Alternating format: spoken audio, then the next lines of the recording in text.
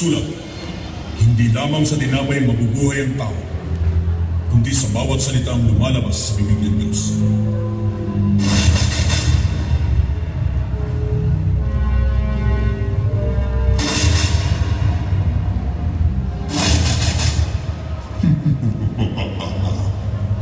Kung ikaw ang anak ng Diyos, ay magpatihulog ka sapagkat nasusulat nga.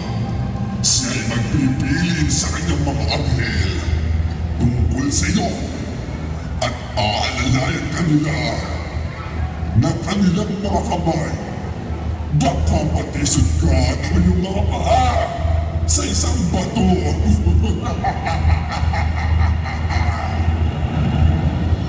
Nasusulat din naman, huwag mong tutuksohin ang Panginoon mong Diyos.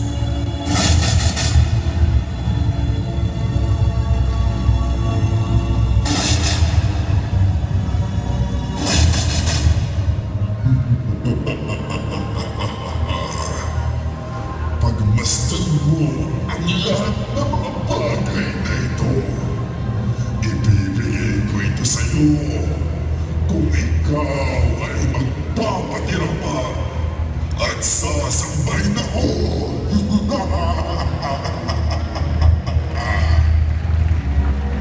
Lumayo ka, Satanas, sapagkat nasusulat, sa Panginoon mong Diyos sasamba ka, at siya lamang ang iyong paglilingkuran.